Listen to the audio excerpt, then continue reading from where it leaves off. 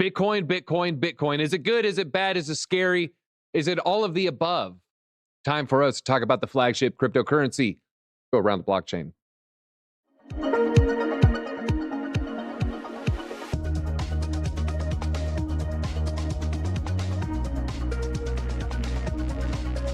Thanks for joining, everybody. We got a few Bitcoin stories today. We're going to talk about, is it the best asset in the world or is it the worst asset? Should you sell it? We're going to look at some price levels. We're going to look at some Bloodalytics. I'm going to pull up TradingView, might even pull up a little market cipher. And then after that, we got some other news. Why Bitcoin is scary. We're going to talk about Mt. Gox. And not only that, we're going to talk about potential buys from sovereign nations for 1 million Bitcoin. Move over, Michael Saylor. But first, let's go ahead and introduce our guest. First up, we have Jenna X. Jenna, how are you doing today? I'm doing fabulous, DZ. Thank you so much for having me. I'm very excited to talk about the Bitcoins today. All the Bitcoins also on. We have Crypto Blod, also known as Crypto Blood. Crypto Blod, how are you doing? Crypto Blod. Thank you. Thank you for all the applause. Thank you. You know what? We just don't want any more zeros in the market today. And so, maybe they deleted that. But let's pull up the price chart right now. I'm looking at Bitcoin. This is on the weekly chart. And Blood, I can't help but see a little bit in the Bloodalytics here. Almost looks like a little bit of slight bearish divergence on the RSI, on a market cipher B right here. And not only that, I've seen some people kind of drawing somewhat of a little bit of a bull flag pennant. I don't know if you would say that quite, matches up to one. And now we're breaking down to the downside. What is the Bloodalytics telling you for Bitcoin on some of these larger time frames? Well, I don't use Bloodalytics on the higher time frames, but I can give you some manual OGTA for you. Real quick. So OGTA. This orange line, this orange line right here, that was a bad break, man. That happened actually yesterday while Jen and I were on Trading Wars. It broke through this orange line. And the thing that concerned me, DZ, was that we saw a retest of that and it was denied. So I didn't like to see that. That was pretty bearish for me. So my next target really is, if we can't get back above this orange line within the next 2 or 3 days, I would say, I'm looking at all the way down here, buddy. Yep. $34,000 Bitcoin. That's my next target. And that's where I'm getting back in. Because if people follow me, they would know that I got out on January 4th, my friend. I put a tweet out. Here's my tweet. Put a tweet out on January 4th saying I'm getting out. I'm not waiting until Friday. I'm going 80% cash. I end up going 70% cash, DZ. But I've been out of the markets. So I'm enjoying this drop. I remember that call, Blood. And if I'll go ahead and admit it. You were right. I was wrong, because I think we had maybe 1 or 2 more green days. We had a little bit of a scam wick up to the upside. And I remember thinking, oh man, Blood, he's missing out. He's missing out for days. And then it took like 1 4-hour candle. And then you seemed like a genius.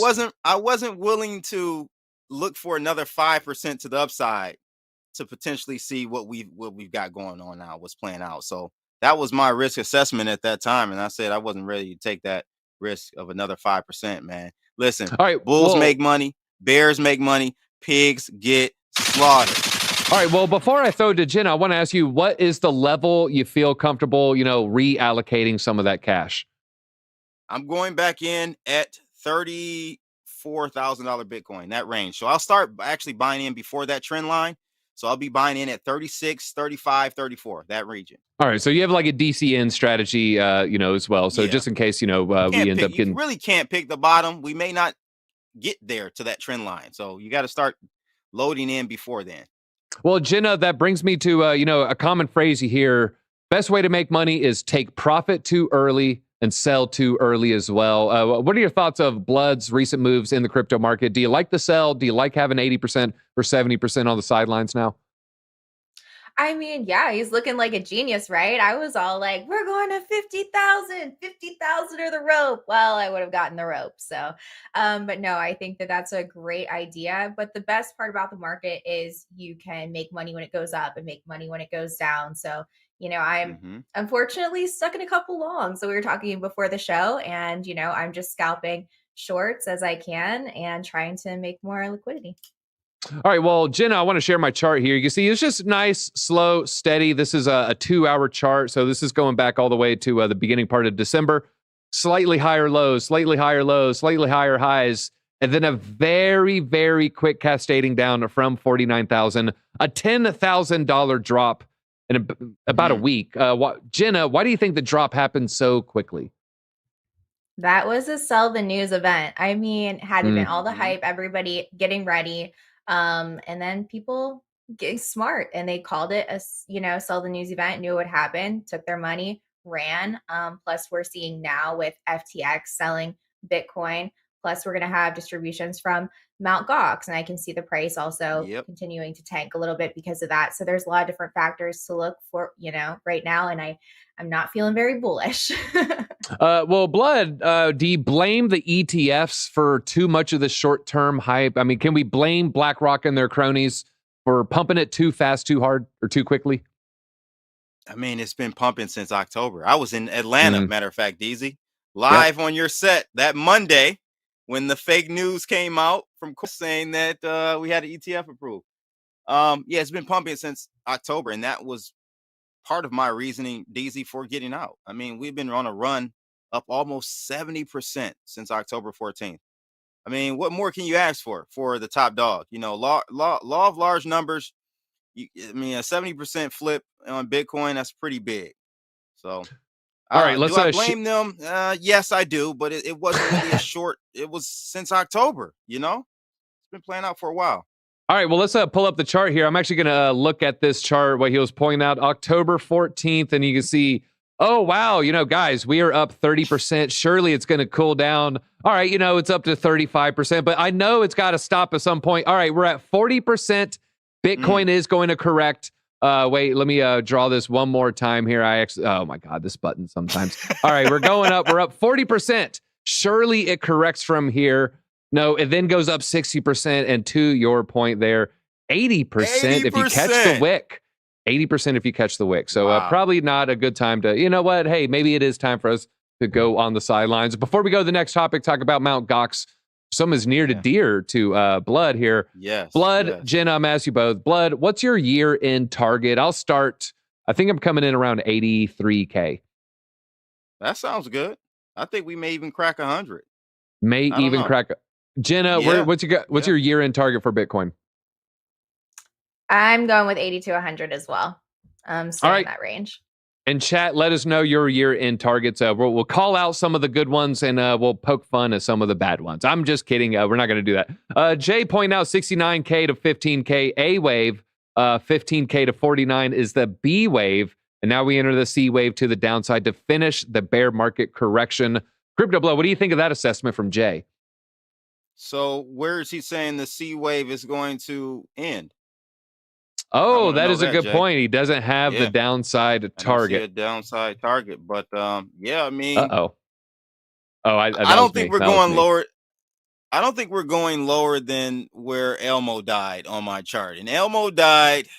Let's see where Elmo died. Elmo died at $32,000 Bitcoin. Listen. We break that area. We got some issues, DZ. We got some real issues. Let me bring it up really quickly.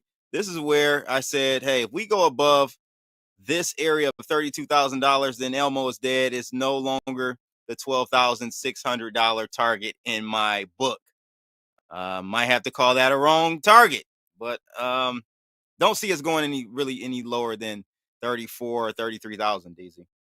All right, we have some targets here: 39K, 103K, Tater 69 for 20. I like Alchemist post here, kind of unrelated. XRP will still be 50 cents. Probably not a bad guess there. All right, let's go to the next topic here. Mt. Gox, seemingly closer to Bitcoin repayments for the 2014 hack victims. Some former customers have reported receiving an email asking for confirmation of identity and account details on the insolvency subreddit group. Crypto Blood, have you received an email? A lot of viewers, they might not know you actually have a Mt. Gox claim. Have you received any of this correspondence? No, I don't have a claim. I was on the list because I was a customer then, but I actually got out, DZ. I did not succumb to the hack. There were some signs before that whole thing went down, bro. I'm telling you, people that were trading, they just weren't paying attention. It went from being able to withdraw my funds in 2 hours to taking 24 hours to taking 2 days. And I said, okay, what's going on here? I got to get out of here. So I left. I should have maybe kept some money there, but I didn't. But yeah, I think the Mt. Gox situation is going to escalate and have a better or bigger impact on the price of Bitcoin, because they're now going to start issuing Bitcoin and Bitcoin Cash redemption. So before it was just straight cash, fiat in the form of yen, I believe, going back to PayPal accounts. But now we're going to see actual supply of Bitcoin and Bitcoin Cash hit the markets. It's not going to be a doomsday scenario. I don't think it's going to be that much of a price impact, but it will have a slight impact on the price. Yeah, I have the number right here, 850,000 Bitcoin. The current valuation of that, $33 billion. It launched in 2010 and then it was hacked in 2014. But you got to think, DZ, not all of that's going to be sold. Yeah. Everyone's not going to sell 100% of that, right? What's the percentage? Maybe 30%. I don't know, 25, 30, 40%, maybe. But it's not going to all happen at one time.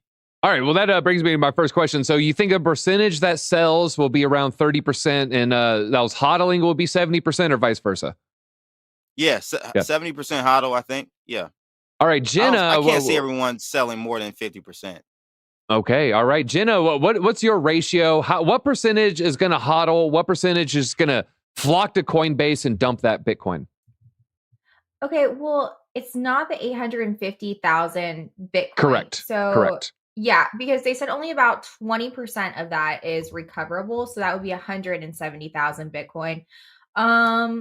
Honestly, I would say probably maybe half and half, because I don't think that everyone that gets that back will throw that away. I think a lot of them will be happy to have any money back. Yeah, cash it in. And I'm not sure how much a Bitcoin was worth back then. I mean, I'm sure it'd be a lot of that, but I don't see all of it being cashed out. And the cool part is it's not all going to get dumped at one time. You know, it's going to be filtered in, filtered in, filtered in. So I don't think we're going to have one giant red God candle down to a 3K Bitcoin. So I think it's just going to be like a slower bleed out.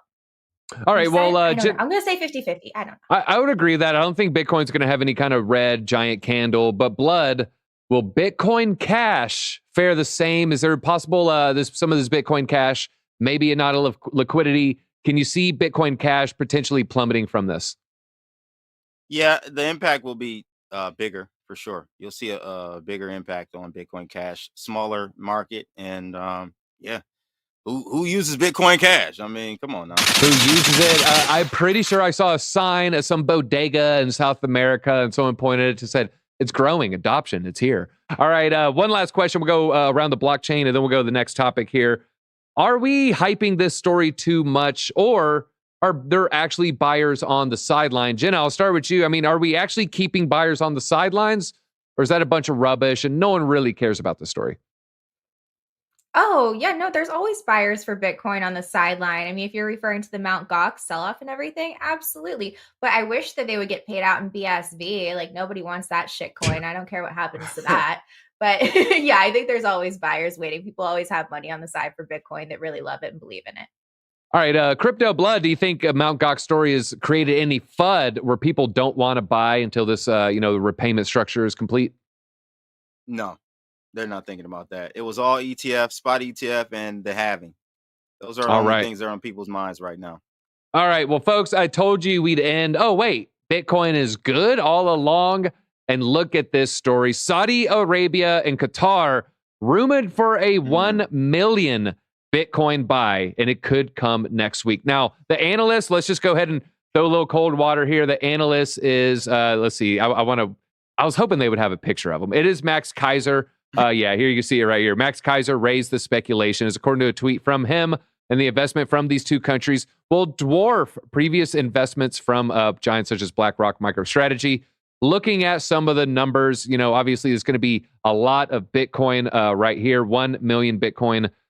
Mt. Gox, that might represent 170,000. So, the 1 million easily absorbs that. We have FTX selling right now. They're selling potentially $1.2 billion worth. Again, easily going to be absorbed by this buys if they are real.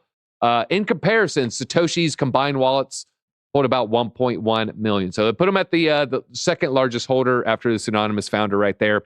Another report saying the Qatari government is looking to pour in $500 billion from its sovereign wealth fund into Bitcoin. So we'll see how this plays out. Now, I'm going to ask both of you, Jenna, what odds are you given that this story is real?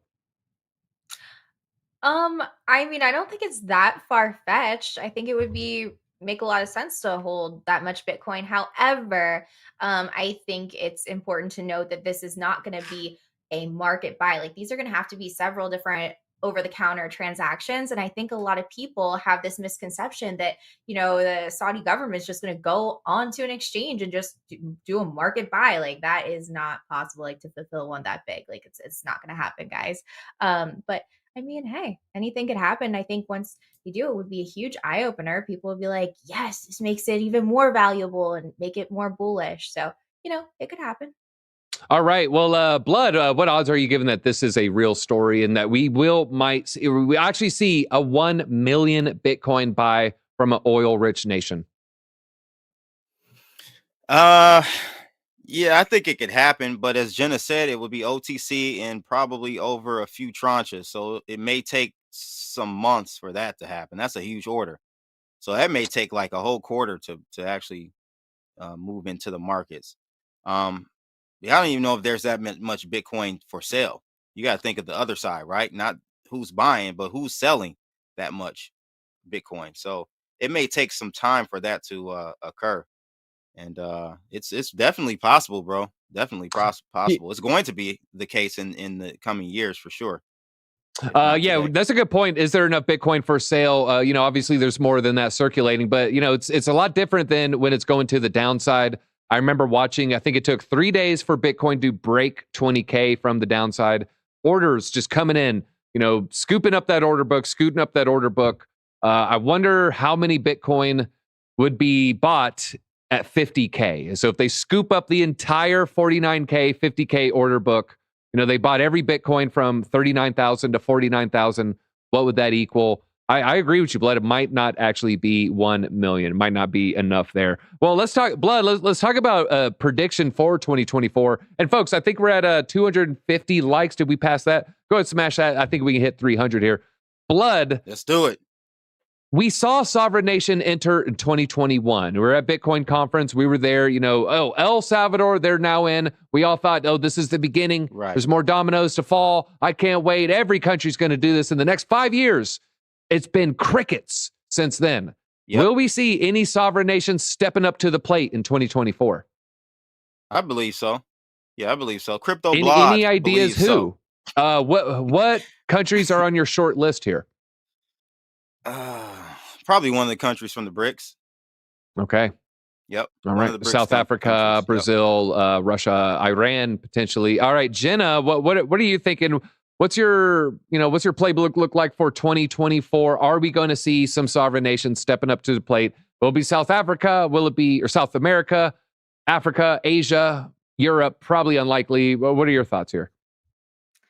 I think it would make sense for like these, I don't want to say like third world countries to step up, but it really would, because it would really, really help their economy a lot.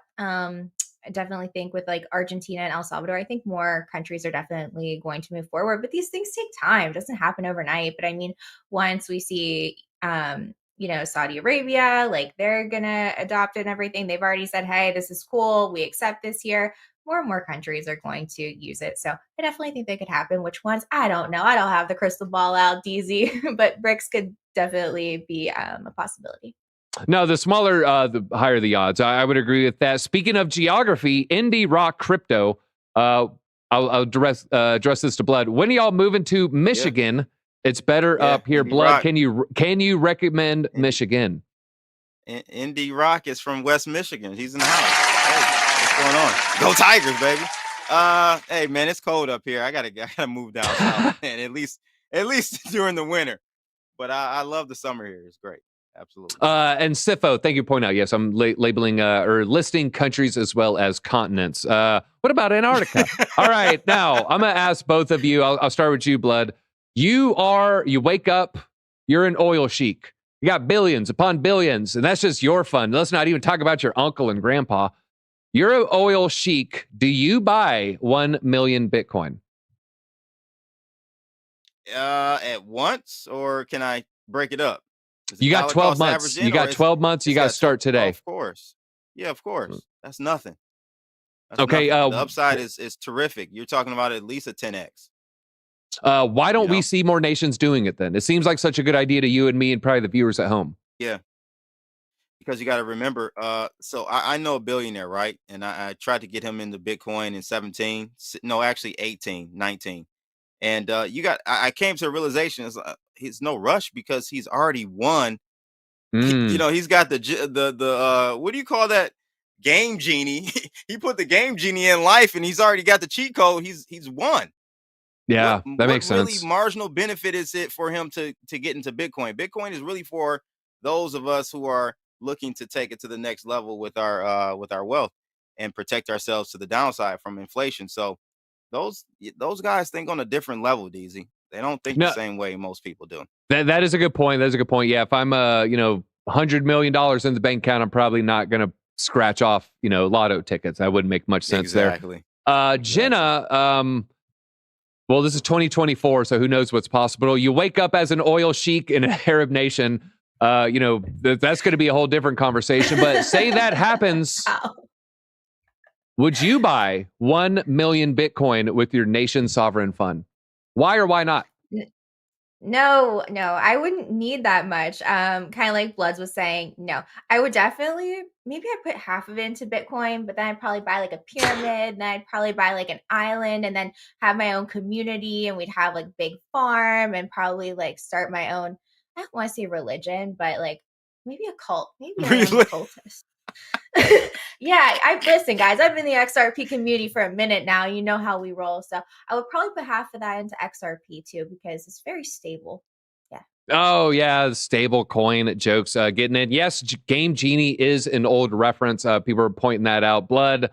Game Genie's bringing it back, man. Game Genie was bringing it back. Good reference. Me and DZ are about the same age. We know what's Konami code, all that good stuff, folks. CCC with the very, very funny comment right there. Hey, 40 is the new 30, so we aren't old yet, just experience, says Indie Rug. We'll tell that to my spine after I do yard work for 2 hours there. All right, I remember using it on Top Gun on the NES. You guys are killing me with the nostalgia. All right, well, let's take one more look at the Bitcoin markets before we go ahead and end it. Whoa. Let me see. How bullish can I make it look? On the 1 minute chart, we're pumping. We are pumping. It is all green on the 1 minute chart. But if we look a little bit more seriously, it is still looking quite bearish. Breaking that nice trend line. Blood actually kind of drew the same trend line as you. Once we fell through that, it is not looking too good on the 4 hour. But just for a little bit of hope, some of the TA on the weekly does look a little bullish. So let's go ahead and throw out a prediction here. It's January 23rd. By Valentine's Day, Bitcoin higher or lower? I'll go ahead and I'll put it out there. Oh, I hate to say it. I feel like it's going to be lower. Jenna, on Valentine's, Bitcoin higher, lower? Wait, come back to me. I'm pulling up my chart. Just come back she's to doing me. some TA, crypto blood, the Bloodlytics. Let's go ahead and throw out a bold prediction here. 3 weeks from now. When is Valentine's Day? It's 3 weeks and 1 day, February 14th. Oh, 14th? I think we'll be lower. Yeah, I think because, well, I can't show my screen right now. It's not up there. But yeah, I think lower. I also think, remember this prediction I made on around the blockchain? I said that get out of MicroStrategies because it was going to go to hell. Well, it surely did that, guys. I told you on January, what was it? January the 2nd. It's the top, bro. We're down almost 40% almost in MicroStrategy stock. All right. Well, I also think MicroStrategy is going to go lower, be lower by February 16th or 18th. February 14th. Shout out to Kat, my 14th. One and only Valentine's Day. Actually, I sold some MicroStrategy on my Robinhood app. I yellowed into a stock, Crypto Blood. I want to know what you think about this. I saw Dave Portnoy. One? Dave Portnoy bought Spirit Airlines. Literally minutes after he tweeted his mega buy, Spirit Airlines announced a giant restructuring plan, and the stock fell 25% immediately. So he puts in tons of money, immediately loses 25%, which is very difficult to do in the stock market. I bought Tuesday at 2 p.m.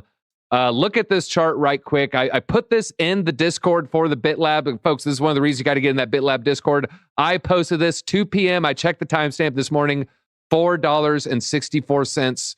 And since Tuesday of last 1 week, we were up almost 100% on a stock. We're up like 80% on a stock. Wow. Everybody. That's a great move. Unfortunately, it's like my Robinhood app, and there's not that many funds on there because I'd pulled all that off in 2021. So I'm like still playing with Doge profits from years ago. Hey, man, So, airlines are pretty much subsidized government-run entities, right? They're not going to go bankrupt. They're needed. I think they're a win. They don't make money. But If again, you they're need any propped up more by proof us. of that, the 737 MAX or the MAX planes, they had to ground some, but hey, people are still jumping on these Boeing planes, and I keep seeing posts about missing bolts, screws missing, people calling in mechanical workers, planes catching on fire in the sky, and yet people are still buying airline tickets. So, this is just it's the world we live in. It's what we're going to do for convenience. I know I don't want to jump on no Oregon Trail and take 8 days to travel across the country. So, well, folks, it was a great episode. We had hundreds upon hundreds watching. Tons and tons of likes. We appreciate you guys hitting the like button. Make sure you check out the content below. They both put out great content. We have the links down there. So let us know where you think Bitcoin's going to end up. Will it be higher or lower on Valentine's Day? And folks, we'll see you tomorrow.